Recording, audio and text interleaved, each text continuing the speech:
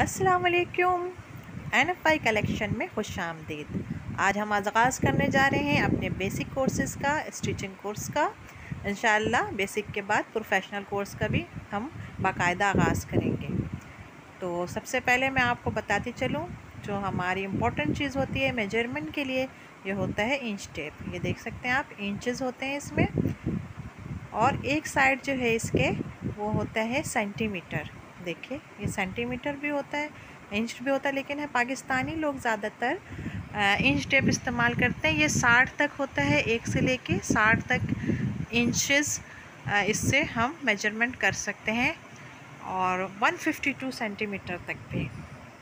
इसके बाद जो नेक्स्ट चीज़ है हमारे पास, वो इम्पॉर्टेंट होती है ये मेजरमेंट के लिए जो लाइन लगाते हैं हम, जहाँ से हमें कटिंग करना होता है कपड़े पे, इससे लाइन लगाते हैं। ये वैसे तो ये जो है ये मुख्तलिफ़ कलर्स में मिलते हैं मार्केट में, लेकिन मेरे पास यही एक मौजूद था तो मैंने कहा यही शो कर दूँ। बाकी आप टेलरिंग चॉक कहीं से भी मुख्तलिफ़ कलर के ले सकते हैं।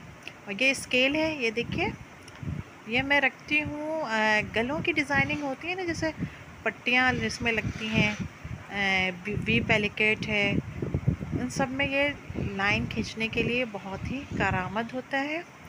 इस तरह मैं चॉक से लाइन कर लेती हूँ। जब हम सीखेंगे ना गले, तो फिर मैं आपको बताऊँगी इसका इस्तेमाल।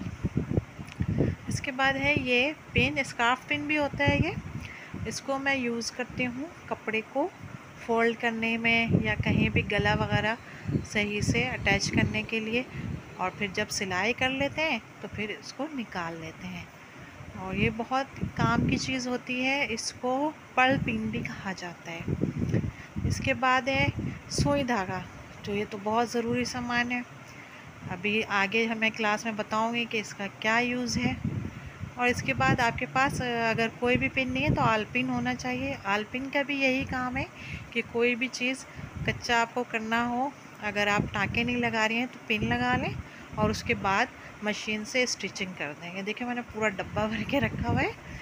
और सबसे इम्पॉर्टेंट चीज़, वैसे तो सभी चीज़ इम्पॉर्टेंट है, लेकिन ये है सीज़र। तो व्यूवर्स, अब करते हैं बाकायदा क्लास का आगाज़। तो आज सबसे पहले मैं आपको सिखाने जा रही हूँ सादा तुरपाई और गुम तुरपाई। ये कैसे करते हैं, कपड़ों में किस तरह किया जाता है। इससे जो है काम में आसानी भी होती है, सफाई भी आता है। ज़्यादातर गलों में जो है वो गले बनाने के बाद पीछे उसकी तुरपाई लगाते हैं। और सादा तुरपाई को सादा टाँका भी कहा जाता है। जैसे में हमें कपड़ा कोई कच्चा करना होता है, जैसे बिगनर्स को मुश्किल होती है कोई भी चीज़ फ़ोल्ड करने में, जैसे चाक है, दामन है, या गला लगाने में, तो पहले क्या कर लेते हैं, सादा तुरपाई कर लेते हैं या सादा टाँका लगा लेते हैं। फिर सिलाई मशीन से क्या करते हैं कि उसको सिलाई लगाने के बाद उस टाँके को निकाल देते हैं। अब ये देखें, मैंने गिरहा लगा लिया है, और एक धागे पे ही रखते हैं। जब भी तुरपाई करते हैं एक ही धागा रखते हैं। ये देखिए, मैंने एक धागा रखा है। अब मैं यहाँ पे सादा तुरपाई करूँगी। देखिए, मैंने पहले से जो है आयरन किया हुआ था कपड़े को, डबल फोल्ड कर लिया है।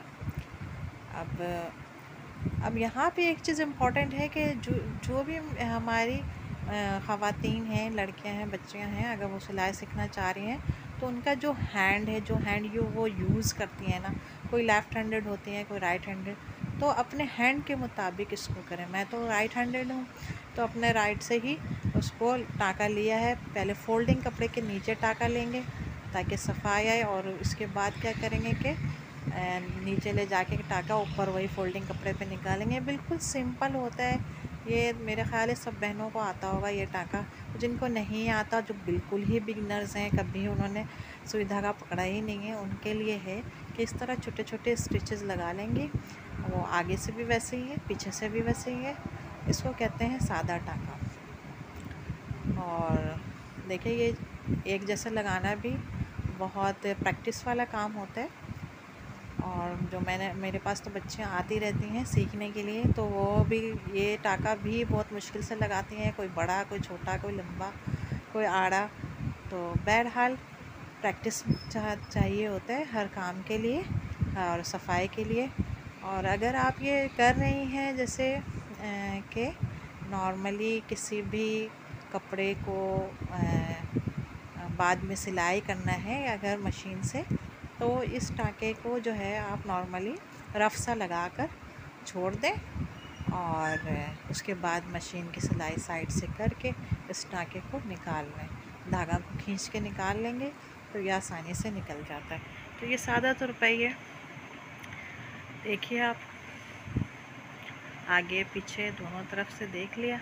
और उसके बाद यहाँ पे मैं एक गिरहा लगा दूँगी, क्योंकि ये तो हमें ज़ाहिर बात है बाद में निकालनी है, तो पक्का कोई इसको मैं गिरहा नहीं लगाऊंगी। अब बारी है गुम सिलाई की। तो गुम सिलाई के लिए मैंने ऐसे ही फ़ोल्ड किया हुआ है कपड़े को, डबल फोल्ड जैसे उस कपड़े को किया था।